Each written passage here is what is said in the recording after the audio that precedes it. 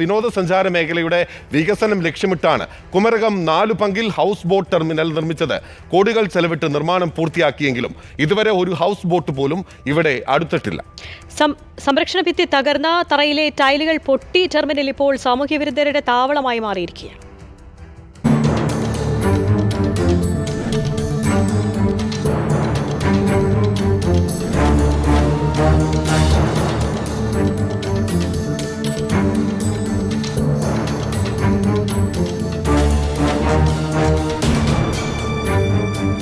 ചിത്തിരക്കായലും വേമ്പനാട്ടുകായലും അതിർത്തി പങ്കിടുന്ന 4 പങ്കിലാണ് ഈ house boat terminal.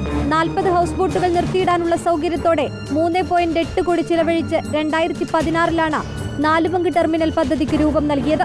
Kerala irrigation infrastructure development കോർപ്പറേഷനായിരുന്നു നിർമ്മാണ ചുമതല. 2020 നവംബർ 2 ടൂറിസം മന്ത്രിയായിരുന്ന കടകംപള്ളി സുരേന്ദ്രൻ ടെർമിനൽ തുറന്നുകൊടുത്തു. വർഷം പക്ഷേ 4 കഴിഞ്ഞിട്ടും ഒറ്റ ബോട്ട് പോലും ഇവിടെ എടുത്തില്ല. ഹൗസ് ബോട്ട് കേന്ദ്രീകരിക്കാൻ വേണ്ടിയാണ് നമ്മൾ ഉണ്ടാക്കിയെങ്കിൽ പോലും ഹൗസ് ബോട്ട് വരുന്നില്ല. ഹൗസ് ബോട്ട് എത്താത്തതായതുകൊണ്ട് ഇവിടെ സഞ്ചാരയോഗ്യമില്ല, ഇങ്ങോട്ട് വന്നെത്താനുള്ള വഴിയില്ല. ഇപ്പോൾ വരുമെന്ന് പറഞ്ഞാൽ ഒരു സാധാരണ നാട്ടിൻ പുറത്തുകാർ വന്ന് വേമ്പനാട്ടുകായലിൻ്റെ ഒരു ഭാഗം കണ്ടിട്ട് പോകുന്നതല്ലാതെ ഇതിന് ടൂറിസമായിട്ട് ബന്ധപ്പെട്ടുകൊണ്ട് ഒരു പ്രചാരം ഇതുമായിട്ട് കിട്ടിയിട്ടില്ല. ഇത് ഗവൺമെൻറ് ഒരു പദ്ധതിയായിട്ട് വകയിരുത്തിക്കൊണ്ട് പൈസ മുടക്കിയാൽ മാത്രമേ ഉള്ളൂ മുന്നോട്ട് പോകുള്ളൂ. ശക്തമായ കാറ്റുള്ള പ്രദേശമായതിനാൽ ഹൗസ് ബോട്ടുകൾ നിർത്തിയിടാൻ കഴിയില്ലെന്നാണ് ബോട്ടുകാർ പറയുന്നത്. അടിസ്ഥാന സൗകര്യങ്ങൾ പോലും ഇല്ലെന്നും ആക്ഷേപമുണ്ട്. കായൽ മനോഹാരിത ആസ്വദിക്കാനുള്ള വാച്ച് ടവറിൽ ഒതുങ്ങി സൗകര്യങ്ങൾ. സംരക്ഷണ ഭിത്തി നീളത്തിൽ പൊളിഞ്ഞു കിടക്കുകയാണ്. 2 പോർട്ടബിൾ ടോയ്ലറ്റുകൾക്ക് കേടുവന്നു. വൈകുന്നേരങ്ങളിൽ പലരും എത്തുന്നുണ്ടെങ്കിലും വെയിൽ കൊള്ളാതെ ഇരിക്കാൻ സൗകര്യമില്ല. വാഹനങ്ങൾ പാർക്ക് ചെയ്യാനും ഇടമില്ല.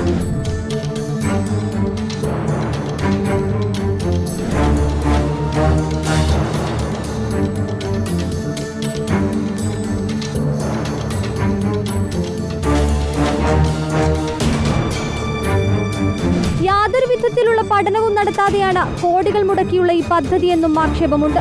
വീണ്ടും നവീകരിച്ചാൽ പോലും ഹൗസ് ബോട്ടുകൾ അടുപ്പിക്കാൻ ബുദ്ധിമുട്ടാണെന്നും ബോട്ടുകാർ പറയുന്നു. റിപ്പോർട്ടർ, കോട്ടയം. സുനിഷ അയിലൂർ തന്നെയാണ് തത്സമയം വിവരങ്ങളുമായി ചേരുന്നത്. സുനിഷ സൂചിപ്പിച്ചതുപോലെ തന്നെ കോടികളുടെ പദ്ധതി അതിപ്പോൾ വെറും വേസ്റ്റായി എന്ന് തന്നെ പറയേണ്ടിയിരിക്കുന്നു. അപ്പോൾ ഈ സാമൂഹ്യ വിരുദ്ധരുടെ ശല്യവും സ്ഥലത്ത് രൂക്ഷമാവെന്ന് പറയുന്നത് എന്താണ്? നമുക്ക് അവിടെ ചെല്ലുമ്പോൾ നേരിട്ട് കാണാൻ കഴിയുന്ന കാഴ്ചകൾ എന്തൊക്കെയാണ്?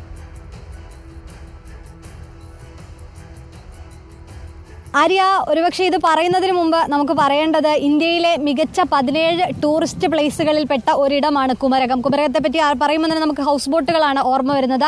ഈ ഹൗസ് ബോട്ടുകൾ അടുപ്പിക്കാൻ വേണ്ടി അതിന് നിർത്തിയിടാൻ ഒരു സൗകര്യം ഒരുക്കുക എന്നൊരു ലക്ഷ്യമായിട്ടാണ് 2016 ഈ പദ്ധതി കൊണ്ടുവരുന്നത്. 3.8 കോടി ചെലവഴിച്ച് ഈ പദ്ധതിയിലേക്ക് എത്തുകയും ചെയ്യുന്നു. ഒരുപക്ഷെ ഇപ്പോൾ ദൃശ്യങ്ങളിൽ കാണാം, 40ഓളം ഹൗസ് ബോട്ടുകൾക്ക് ഒരേ സമയം നിർത്തിയിടാൻ പാകത്തിനുള്ള സൗകര്യമാണ് ഇവിടെ ഒരുക്കുകയും ചെയ്തിരുന്നത്. പക്ഷേ നിലവിലിപ്പോൾ ലൈവായി തന്നെ ഇവിടുത്തെ ദൃശ്യങ്ങൾ കാണാം. ഇവിടെ ഒരൊറ്റ ബോട്ട് പോലും ഇങ്ങോട്ട് അടുപ്പിക്കുന്നില്ല എന്നതാണ് പ്രധാനപ്പെട്ട പ്രശ്നം. ഈ ബോട്ട് അടുക്കേണ്ട സ്ഥലം കാണാൻ കഴിയും. പോള പിടിച്ചും ഒപ്പം തന്നെ പുല്ലുകളൊക്കെ വളർന്ന് കൃത്യമായി വലിയ രീതിയിൽ ബുദ്ധിമുട്ടാവുന്ന രീതിയിലേക്ക് കാര്യങ്ങൾ മാറുന്നു എന്നതാണ്. ഒപ്പം തന്നെ ഈ കായലിൽ, ഇത് ചിത്തിരക്കായലും വേമ്പനാട്ട് കായലും ഒന്നിക്കുന്ന ഇടമാണ്. ഇവിടെ തന്നെ കൃത്യമായി ഈ പ്ലാസ്റ്റിക് കുപ്പികളാലും അത്തരത്തിൽ വൃത്തിഹീനമായിരിക്കുന്നു സ്ഥലം എന്നതുകൂടി പറയേണ്ടിയിരിക്കുന്നു എന്നതാണ് പ്രധാനപ്പെട്ട ഒരു കാരണം. ഇവർ പറയുന്നത് ഈ ബോട്ടുകൾ അടുപ്പിക്കാൻ കഴിയുന്നില്ല എന്നതാണ്. ഇവിടത്തെ സംബന്ധിച്ചിടത്തോളം, 4 പങ്കിനെ സംബന്ധിച്ചിടത്തോളം ശക്തമായ കാറ്റ് ലഭിക്കുന്ന ഇടമാണ്. അതുകൊണ്ട് ഈ കാറ്റ് ശക്തമാവുന്നതോടുകൂടി തന്നെ ഹൗസ് ബോട്ടുകൾ നിർത്തിയിട്ടാൽ, ഈ തീരത്തോട് അടുപ്പിച്ചാൽ പോലും ഇത് ഈ ശക്തമായ കാറ്റ് കൊണ്ട് ഉലയുന്നൊരു സ്ഥിതി ഉണ്ടാകും. അതുകൊണ്ട് തന്നെ അത് പ്രാവർത്തികമാക്കാൻ കഴിയില്ല എന്നതാണ്. നേരത്തെ തന്നെ ഇവർ പറയുന്നത് കൃത്യമായ ഒരു പഠനം പോലും നടത്താതെയാണ് ഇത്തരത്തിലൊരു പദ്ധതി കൊണ്ടുവന്നത് എന്നതാണ്.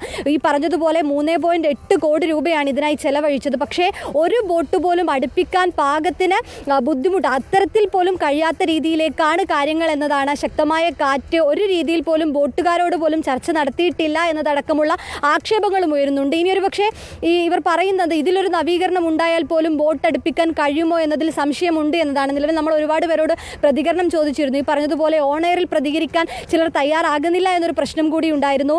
ആര്യ, ബിനിൽ, അതേസമയം തന്നെ ഇപ്പോൾ ഇവിടെ ഈ ബോട്ടുകൾ അടുപ്പിക്കാൻ കഴിയുന്നില്ല എങ്കിൽ ഈ പറഞ്ഞതുപോലെ ഇവിടുത്തെ ഈ വേമ്പനാട്ട് കായലിൻ്റെ സൗന്ദര്യം ആസ്വദിക്കാനായി ഇവിടെ ഒരുപാട് പേർക്ക് എത്താം. അത്തരത്തിലൊരു വിനോദസഞ്ചാര കേന്ദ്രമാക്കാനുള്ളൊരു സാഹചര്യം കൂടി ഇവിടെ ഉണ്ടായിരുന്നു. പക്ഷേ അതിനുപോലും അടിസ്ഥാനപരമായ സൗകര്യങ്ങൾ ഇവിടെ ഒരുക്കിയിട്ടില്ല എന്നതാണ് മറ്റൊരു പ്രധാനപ്പെട്ട കാര്യം. നേരത്തെ ഈ കൈവരിയൊക്കെ തന്നെ സംരക്ഷണ ഭിത്തിയടക്കം തന്നെ തകർന്നൊരു രീതിയിലായിരുന്നു. ടൈലുകളൊക്കെ തന്നെ പൊട്ടിക്കിടക്കുന്ന ഒരു സ്ഥിതിയിലേക്കായിട്ടുണ്ട്. ഒപ്പം തന്നെ ഇവർ പറയുന്നത് അടിസ്ഥാനപരമായി ഇവിടെ എത്തുന്നവർക്ക് ഒന്ന് ഇരിക്കാനായിട്ടുള്ള ഒരു ഇരിപ്പിടമോ മറ്റ് ഒരു ബാത്റൂം ഫെസിലിറ്റിയൊക്കെ നേരത്തെ തുടക്കത്തിലുണ്ടായിരുന്നു. പോർട്ടബിൾ ബാത്റൂം ഒക്കെ തന്നെ ഉണ്ടായിരുന്നു. പക്ഷേ വർഷം 4 പിന്നിട്ട് കഴിഞ്ഞു, അതൊക്കെ തന്നെ ഇല്ലാതായിരിക്കുന്നു എന്നതാണ്. നിലവിൽ ഒരുപാട് പേർ എത്തുന്നുണ്ട്, ഈ വൈകുന്നേരങ്ങളിലൊക്കെ ഈ അടുത്തുള്ളവരൊക്കെ എത്തുന്നുണ്ടെന്ന് പറയുമ്പോൾ പോലും അതൊന്നും തന്നെ കൃത്യമായ ഒരു സൗകര്യങ്ങളൊന്നും തന്നെ ഇവിടെ ലഭിക്കുന്നില്ല എന്നതാണ്. 2016 പദ്ധതി കൊണ്ടുവരുന്നു. 2020 കടകംപള്ളി സുരേന്ദ്രൻ മന്ത്രിയായിരിക്കുന്ന സമയത്താണ് ഇതിന്റെ ഉദ്ഘാടനം കഴിയുന്നത്. പക്ഷേ 4 വർഷം ഇതേ രീതിയിൽ ഒരു ടെർമിനൽ ഉപകാരപ്രദമല്ലാതെ ഒരു പദ്ധതി പാഴായി പോകുന്ന ഒരു തീർച്ചയായും അത് നിർമ്മാണത്തിലെ അശാസ്ത്രീയത അല്ലെങ്കിൽ കൃത്യമായ പഠനം നടത്താതെ നടത്തിയ നിർമ്മാണം എന്ന് തന്നെ പറയേണ്ടിയിരിക്കുകയാണ്. കാരണം ഇനിയും അത് ഇപ്പോൾ നിലവിൽ തകർന്നു കിടക്കുന്ന രീതിയിൽ നിന്ന് മാറ്റിയാൽ പോലും അവിടെ കാറ്റ് കാരണം വെള്ളം അടുപ്പിക്കാൻ സാധിക്കില്ല, അല്ലെങ്കിൽ ബോട്ട് അടുപ്പിക്കാൻ സാധിക്കില്ല, അത് കൂട്ടിയിടിക്കാനുള്ള സാഹചര്യമുണ്ട് എന്നുള്ളതാണ് സുനിഷ പറയുന്നത്. അത് കോടികൾ ചെലവഴിക്കുന്നതിന് മുമ്പേ കൃത്യമായി പഠനം നടത്താത്തതിലുള്ള പ്രശ്നമാണ്. അതിൽ ഉത്തരവാദികൾ കൃത്യമായ രീതിയിൽ ഇപ്പോഴും സർക്കാർ സംവിധാനങ്ങളുടെ ഭാഗമായി നിൽക്കുന്നുണ്ട്. അവർക്കെതിരെ കർശനമായ നടപടിയും അനിവാര്യമാണ് എന്നുള്ളത് വ്യക്തമാണ്. സുനിഷ യെല്ലൂരാണ് വിവരങ്ങൾ നൽകിയത്.